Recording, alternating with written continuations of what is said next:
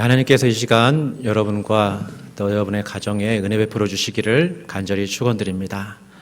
우리 좌우 양옆에 있는 앞뒤에 있는 분들과 함께 인사 나누겠습니다. 주님의 평화를 기원합니다. 감사합니다. 오늘 11월 첫째 주일입니다. 1년에 11개월째 지금 맞이하고 있습니다.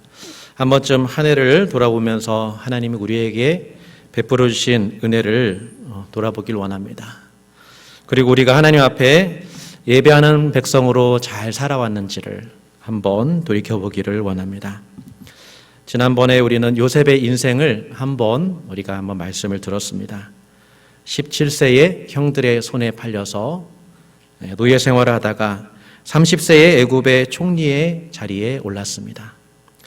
많은 사람들은 요셉을 성공의 모델로 바라보며 교훈을 얻고자 하지만 저는 이 요셉이 하나님과 어떻게 함께하였는지 그 예배하는 그 삶에 더 관심을 가지고 있습니다. 그래서 보니까 그가 팔려가는 고난 속에서도 형들을 원망하지 않고 자기를 돌아보고 하나님을 찾았을 때 하나님이 그와 함께해 주셨습니다. 고난이 그에게 유익이었습니다. 그 시간 동안에 하나님께 나아가는 그런 시간이었기 때문입니다.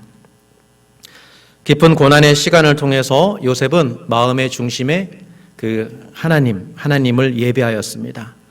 마치 시냇가에 심겨진 나무처럼 하나님께 자신의 인생이 깊이 뿌리내린 그런 예배자의 삶을 살았습니다. 그래서 그가 노예였을 때에도 그리고 총리가 되었을 때에도 그는 한결같이 하나님을 예배하는 자로 서 있었습니다. 그리고 노련에 고백합니다. 형들이 나를 해하려 하였지만 하나님이 그것을 선으로 바꾸셨습니다. 요셉은 자기를 해하려 했던 형제들 앞에서 이렇게 하나님께 감사의 고백을 드렸습니다. 요셉이 대단합니다.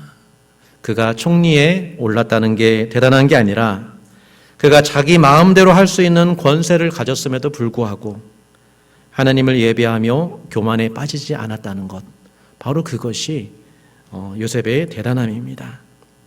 우리가 예배자로서 나를 해하려 했던 어떤 사람에게 할 수 있는 복수가 있다면 바로 이런 게 아닐까 생각해 봅니다. 당신들은 나를 해하려 하였으나 하나님은 그것을 선으로 바꾸셨습니다. 용서를 구하는 형들에게 감사의 고백으로 되갚아주는 요셉. 복수가 있다면 이런 게 선한 복수라고 말할 수 있을 것입니다. 악을 선으로 갚아줍니다. 사랑하는 성도 여러분, 연약한 우리의 힘으로 고난을 감당할 수 없습니다. 주님을 신실하게 예배하십시오. 모든 일에 인내하면서 하나님께 나아가십시오.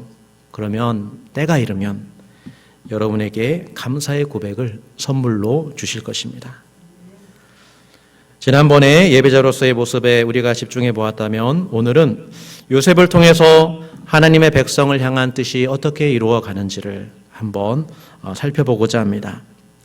성경의 이야기는 하나님이 주인공입니다.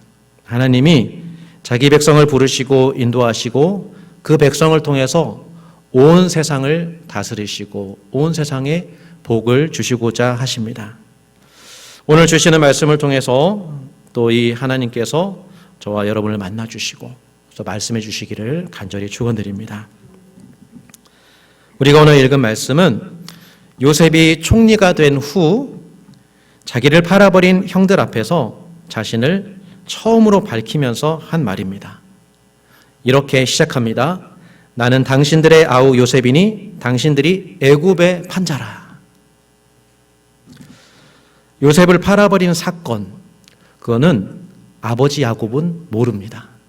아버지 야곱은 그 형들이 동생이 죽었다고 거짓말했기 때문에 요셉을 죽은 줄로만 알고 있었습니다. 이 사건은 오직 형제 사이에만 있었던 비밀이었습니다. 형들이 생각할 때 이 사람이 요셉이라고 하는데 과연 요셉이 맞나? 라는 생각이 들 수 있겠지만 그러나 요셉의 이 말 한마디, 당신들이 애굽의 판자라, 이 한마디가 형들은 이가 진짜 요셉이구나 라는 것을 알게 됩니다. 형들은 이제 큰일 났습니다. 자신들의 죄악이 드러났습니다. 형들이 요셉을 팔아버린 원인은 무엇일까? 그것은 생각해 보니까 아버지 야곱 때문이 아닐까 생각해 봅니다. 형들이 요셉을 미워하는 이유는 아버지가 요셉을 더 사랑했기 때문입니다. 아버지는 요셉에게만 좋은 옷을 입혀줬습니다. 요셉의 말은 잘 들어줬습니다. 아버지 야곱이 사랑했던 라헬이 낳았던 아들이기 때문에 더욱 마음이 갔을 것입니다.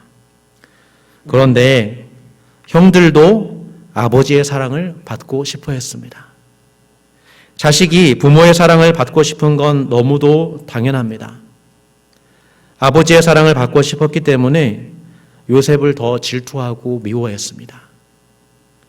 어쩌면 요셉을 죽이려고 팔아버린 그 이유도 아버지에 대한 그런 형들의 복수가 아니었나 이렇게 생각이 됩니다.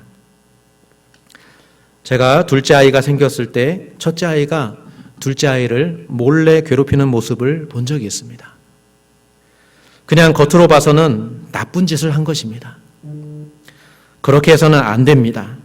동생을 잘 돌보라고 네가 누나잖아 하면서 혼내기도 했습니다. 그렇지만 그 속을 들여다보면 이 아이도 부모의 관심과 사랑을 원하는 것입니다.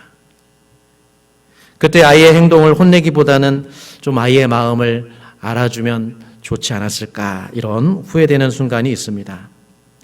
사랑을 받다가 사랑을 잃어버린 순간 그 상실감을 그 어린아이가 감당하기가 참 어려웠겠다 싶습니다. 부모가 그 마음을 헤아려 줘야죠. 어른이라고 다르지 않습니다. 부부관계를 생각해 보면 남편은 인정받고 싶어하고 또 아내는 사랑받고 싶어합니다. 부부 상담을 오래 한 교수님이 이야기하기를 남편이 아내에게 듣고 싶은 말 가운데 하나가 이런 말이랍니다. 여보 수고했어. 고마워. 남편은 자기의 수고를 아내에게 인정받고 싶을 때 사랑받는다고 느낀다고 합니다. 반대로 아내가 남편에게 듣고 싶은 말은 바로 이 한마디입니다. 여보 사랑해. 그래서 그렇게 싸우고 헐뜯고 서로 탓하면서 이렇게 상담하러 왔던 부부가 이 말을 한번 주고받고 손잡고 나갔다는 그런 경험을 들었습니다. 따뜻한 말 한마디를 해주지 못해서 사실은 관계가 위기에 빠집니다. 아이나 어른이나 사랑받기 원합니다. 인정받고 사랑받기 원합니다. 사랑받지 못한 마음, 그 안에 형제의 다툼의 원인이 있습니다. 그러면 요셉이 지난 옛일을 형들 앞에 끄집어내는 이유는 무엇일까요? 형제의 사죄를 받아야 한다고 이런 말을 꺼내는 것일까? 아니면 복수를 하기 전에 한번 죄를 확인하고 싶은 것일까? 가해자와 피해자를 나누면서 당신들은 가해자요 라고 말하고 싶은 것일까? 그러나 따지자면 형들도 피해자고 거슬러 올라가면 야곱도 피해자고 거슬러 올라가면 모두 다 아담 탓하고 그 아담을 왜 만들었는지 하나님을 탓하게 됩니다. 그런데 놀랍게도 이어진 요셉의 말은 그런 게 아니었습니다. 5절 말씀입니다. 당신들이 나를 이곳에 팔았다고 해서 근심하지 마소서, 한탄하지 마소서. 하나님이 생명을 구원하시려고 나를 당신들보다 먼저 보내셨나이다. 형들이 요셉을 미워하고 팔아버린 사건인 줄 알았는데 요셉에게 이 사건은 형제 간의 일을 넘어서 하나님의 일로 고백되고 있습니다. 요셉은 이 일이 하나님이 하신 일이다 라고 말하고 있습니다. 하나님이 형들보다 자신을 먼저 보낸 것이다 라고 말하고 있습니다. 요셉이 형들을 위로하려고 지어낸 말일까요? 아니면 지나고 보니 하나님이 정말 이렇게 은혜를 베풀어 주셨구나라는 신앙 고백일까요? 그런데 성경을 읽어보면 처음부터 하나님은 요셉을 통해서 일할 계획을 갖고 계셨습니다. 요셉이 어렸을 때 하나님은 요셉에게 두 가지 꿈을 주셨습니다. 한 가지는 형들이 요셉에게 절하는 꿈, 또 다른 꿈은 아버지와 형들이 모두 요셉에게 절하는 꿈이었습니다. 이 꿈 때문에 형들이 더욱 시기했습니다. 안 그래도 동생이 미운데 이 동생이 자기들을 다스린다고 하니까 더욱 이것은 받아들이기 어려웠습니다. 이 꿈을 통해서 하나님은 요셉을 집안을 이끌어갈 장자의 역할을 주셨습니다. 공교롭게도 이 꿈이 형들이 요셉을 죽이려는 동기가 되었습니다. 형들이 요셉을 죽이려 할 때 요셉을 보고 비꼬는 듯이 한 말이 있었습니다. 저기 꿈꾸는 자가 오는도다. 이 말에 형들은 단합해서 요셉을 결박했고 나중에 팔아 넘기는 악행을 저지릅니다. 그들은 요셉을 향한 하나님의 계획을 시기한 것입니다. 꿈이 이루어지는지 한번 보자. 하나님의 뜻이 너를 통해서 한번 이루어지는지 보자. 라는 마음입니다. 요셉을 팔아넘긴 건 그저 형제 간의 다툼을 넘어 아버지에 대한 복수심을 넘어 세상에 복을 주시려는 하나님의 계획을 무산시키려는 계획이었습니다.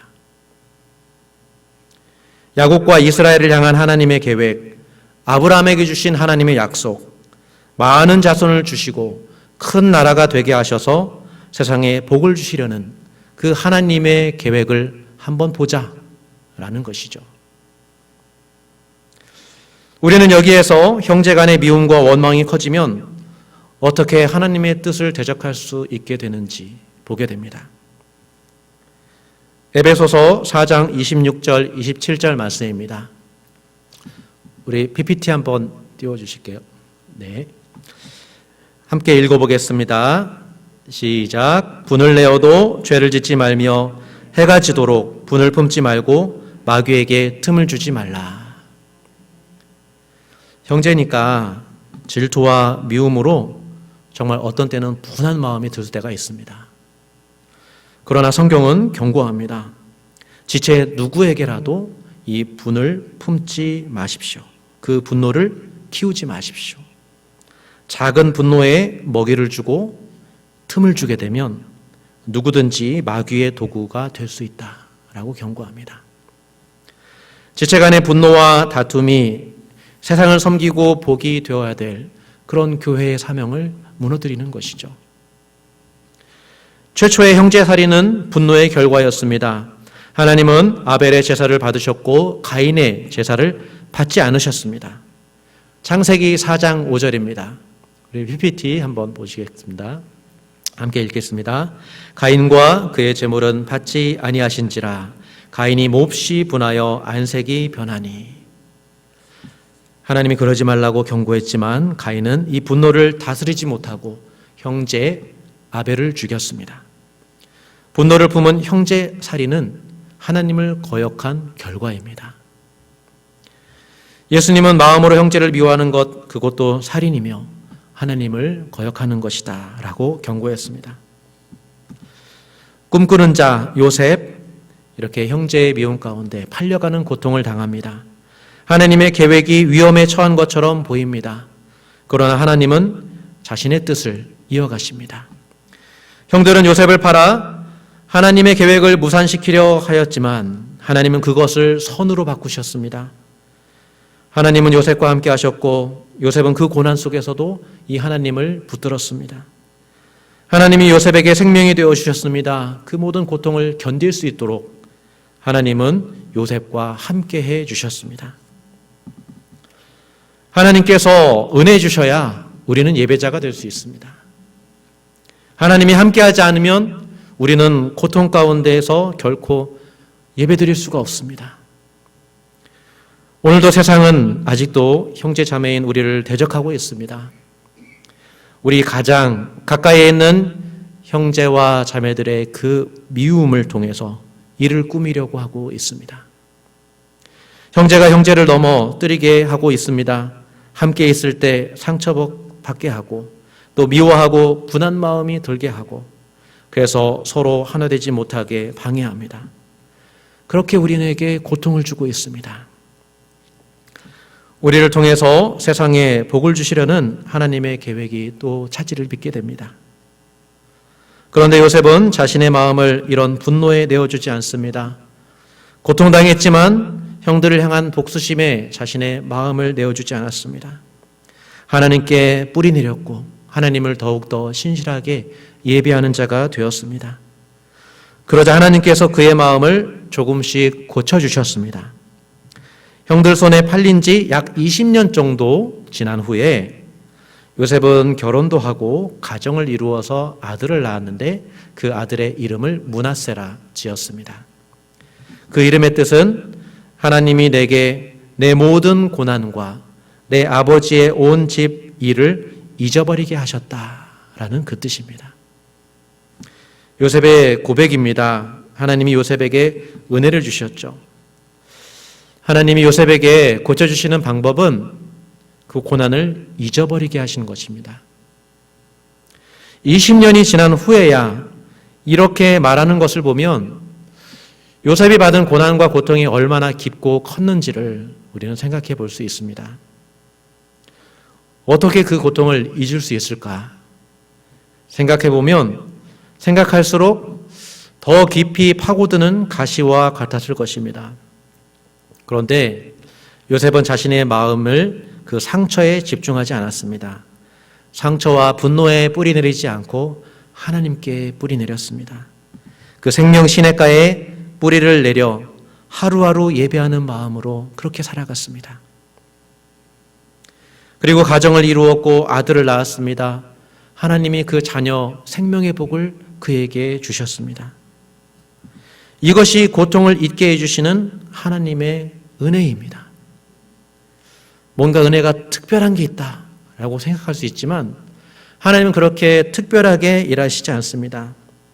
일을 할 때 인정받게 해주시고 또 가족을 이루어서 생명을 낳게 해주시고 그때그때 하루하루 하나님은 은혜를 주십니다. 한 번에 모든 것을 얻을 수 없습니다. 우리가 고통 중에 있을 때 낙담해 있기보다 그때그때 예배의 자리에 나아가고 말씀을 듣고 찬양을 부르고 기도하고 그럴 때에 가랑비가 젖어들듯이 그렇게 은혜가 주어지면 우리의 고통이 어느새 작아지고 또 우리의 아픔은 눈물로 씻겨 내려가게 될 것입니다. 노력한다고 잊혀지는 게 아닙니다. 매 순간 하나님께 맡기고 나아가면 하나님이 그 고난을 잊게 해주십니다. 그가 고통을 잊었다는 증거, 그것은 형들이 양식을 구하러 요셉 앞에 처음 엎드렸을 때 성경은 이렇게 기록하고 있습니다. PPT 한번 띄워주시겠습니다. 창세기 42장 8절 말씀입니다. 요셉은 그의 형들을 알아보았으나 그들은 요셉을 알아보지 못하더라. 요셉이 그들에게 대하여 꾼 꿈을 생각하고 자기 앞에 엎드린 형들을 보고 깜짝 놀랐겠죠. 그런데 그 형들을 보고 가장 먼저 생각한 것은 원망이나 미움이나 그 옛날 일이 아니라 하나님이 주신 꿈을 생각했습니다. 하나님이 만들어 가신 그런 일을 지금 눈으로 보고 있다 생각했습니다. 자기 앞에 절하는 형들을 보면서 요셉은 첫 번째 꿈이 지금 이루어졌구나 라는 것을 알게 되었습니다. 자신을 향한 그 꿈이 이제 가까이 왔다는 것을 보게 됩니다.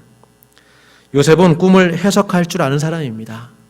다음의 꿈, 아버지와 형들이 자기 앞에 와 엎드리는 꿈도 이제 곧 이루어질 것이라는 것을 요셉은 알아챕니다.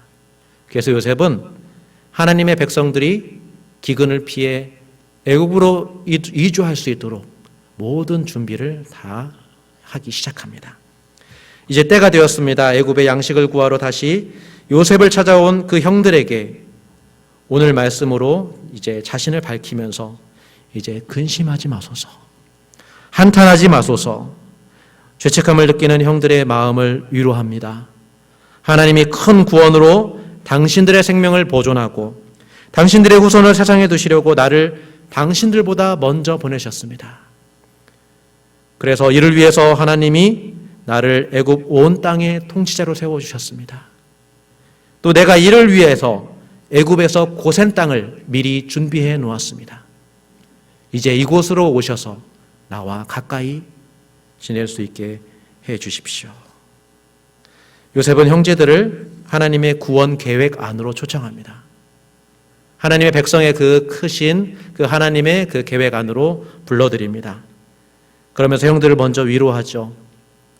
죄책감에 괴로워하지 않도록, 그리고 기회가 있을 때마다 걱정하지 말라고, 내가 이 일을 위해서 하나님의 부르심을 받았다고 그 형제들의 마음을 위로합니다. 성경에 나타난 하나님의 구원 역사를 보면 하나님은 이 고난 가운데 요셉을 먼저 애굽에 보내셨습니다. 그리고 하나님은 그 요셉과 함께 하심으로 애굽의 총리가 되게 하셨고, 그 권세를 통해서 이스라엘 백성들을 기근으로부터 구원하고 또 애굽 땅으로 이주해서 생육하고 번성하여 큰 민족을 이루도록 하셨습니다. 사랑하는 성도 여러분, 오늘 이 하나님의 이 이야기를 통해서 주 안에서 형제 자매된 우리에게 들려주시는 하나님의 말씀을 한번 생각해 보고자 합니다. 첫 번째는 우리는 서로 사랑받아야 되는 존재입니다. 사랑이 필요합니다. 자녀는 부모님의 사랑을 원하고 부모님도 사랑을 받아야 됩니다. 부부는 서로 사랑을 원합니다. 그런데 이 사랑으로 사람을 만족시킬 수가 없습니다. 그럴 능력이 없습니다. 갈등이 생기고 원망이 생기고 미움과 분노가 생깁니다. 그런데 하나님은 이런 우리를 잘 아십니다. 우리에게 사랑이 필요한 것을 아시고 하나님은 죄인된 우리를 먼저 사랑하십니다. 은혜를 주시려고, 사랑을 주시려고 그 십자가에서 우리를 기다리시는 아버지이십니다.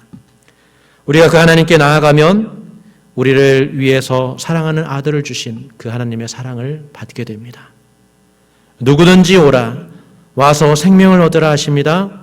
너는 내 사랑하는 아들, 내 기뻐하는 자라. 이 음성을 듣게 하십니다. 우리는 모두 사랑이 필요한 불쌍한 사람들입니다. 우리 양옆을 보면 아버지의 사랑이 필요한 자들, 우리 이 아버지의 사랑을 필요한 자들과 함께 우리는 예배에 더 마음을 써야 할 것입니다. 두 번째로, 우리가 형제자매 때문에 불편하고 혹시 미워하는 마음이 있다면 그것을 그냥 내버려 두지 말고 그 마음을 가지고 하나님께 나아가십시오. 주님께 예배할 때, 주님께 맡겨드릴 때 예수님 우리의 마음을 고치십니다. 십자가의 사랑으로 우리의 고난과 고통과 그 기억을, 아픔을 만져주십니다. 우리가 우리의 마음을 드릴 때 하나님은 우리 안에 일하실 것입니다. 우리를 고치시고 그 힘들었던 기억들 잊게 해주실 것입니다. 그리고 여러분이 은혜를 받았다면 불편하게 하는 그 누군가에게 은혜를 베푸십시오.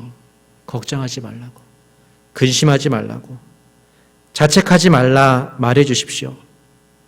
덮어주십시오. 그리고 그 마음, 그 일까지도 잊어버리겠다고, 또 잊어버렸다고 이렇게 말을 해 주십시오.